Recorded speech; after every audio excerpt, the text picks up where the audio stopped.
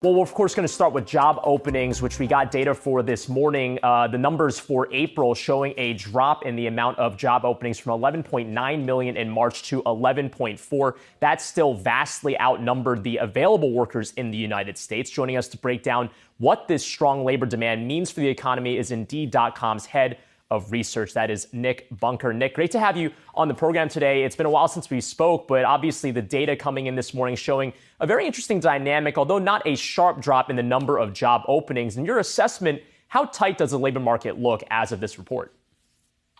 Thanks for having me on, Brian. So I think the labor market continues to be very tight. You mentioned that there was that drop in job openings, but if you look at that ratio of job openings to unemployed workers, we're about 1.9. Which is far above what we're seeing before the pandemic. And while there are some signs that maybe the labor market's cooling off a little bit, the temperature is still really high. So I think workers are in an advantageous position, and it doesn't seem like that's going to change anytime soon. Nick, you've pointed to in your most recent study or your research that remote work is still a big part of the search right now for those workers who are looking for jobs. But you're finding increasingly that people are willing to go back to work in person. And I wonder what you think that shift points to. And from an employer standpoint, what does that mean? Yeah, so what we've seen on Indeed is that sort of relative job seeker interest in some of the positions that tend to be more in person. It's picked up recently, and it's sort of back in line with what we saw before the pandemic. And I think that lines up with a lot of what we're seeing in official government data that looks like some of the hiring constraints and tightness in some of the markets in industries like leisure and hospitality or retail, they're starting to ease a little bit. You saw that in today's JOLTS reports too, that the quits rate for people in bars and restaurants and hotels, that's starting to come down a little bit. So it does suggest from an employer point of view that some of the difficulties that they were experiencing, say last summer, last fall, they're easing a little bit, even if they're still elevated to where they were, say, back in 2019. Is there anything to be gleaned from the layoffs rate coming in at 0.8%? That's a series low, as I understand it, for as far as the BLS has been collecting this data. Does that tell you anything about just the settling in terms of the turnover at these companies, which was relatively high through this recovery?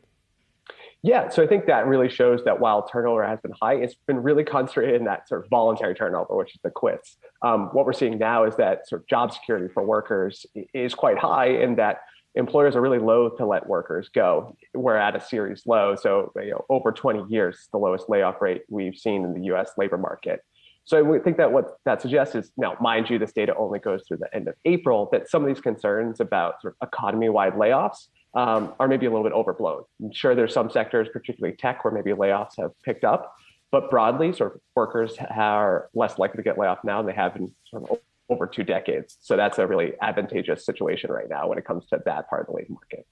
Nick, I'm not sure if Jay Powell is watching this program right now, but what's been really interesting is it's kind of been your Super Bowl, the fact that he's been referencing so heavily in assessments of the labor market, the vacancy rate, because I guess the idea here is that the Fed perhaps can start to tighten policy without affecting the unemployment rate simply by just removing the amount of job postings that there are out there. Was there anything in this report between March and April that tells you that first rate hike, which would have been reflected here, is starting to do exactly that? So I think it's 1 month of data, but it is sort of reflecting sort of what the Fed would want to see moving forward. But there is some cooling in demand, but it's coming mostly from employers' desire to add new workers rather than letting workers go. And I think that's if we're going to see sort of the soft-ish landing that Chair Powell and the rest of the FOMC wants to see, we're going to have to see if that's driven mostly by a pullback in people getting hired. Or really a sort of decline in job openings rather than layoffs. And so I think the metric to look forward to over the next few months is sort of layoff rates, rates at which people are sort of leaving the workforce. I think that's really going to be indicative in the next period of time to see if Fed policy is doing what policymakers want it to do. Nick, you certainly have a good pulse on, what it is, or I guess the mindset of workers who are still looking for jobs right now. And I know for so long we've been talking about how it is really more about flexibility than pay, although you could argue it's a little bit of both. I mean, what are you seeing in your data right now in terms of those who are still looking for jobs, what it is that they're trying to prioritize? So as you mentioned, flexibility increasingly become something that people are interested in. And one way that we can see this in our data is flexibility in the form of remote work, whether that's just hybrid, going into the office a few days a week, or fully remote. Searches for terms related to remote or flexible work on Indeed are up significantly from where they were prior to the pandemic, over 3 times the rate.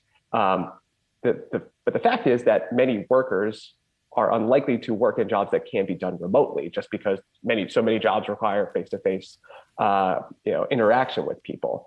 So for those workers, I think what you can see is that sort of there's desirability around flexibility of hours, or maybe even consistency of hours, to make sure that there's some stability in their schedule, or even just making sure that they get a, say, full week of work. So I think there's multiple angles which job seekers are trying to take advantage of the tight labor market when it comes to their schedule.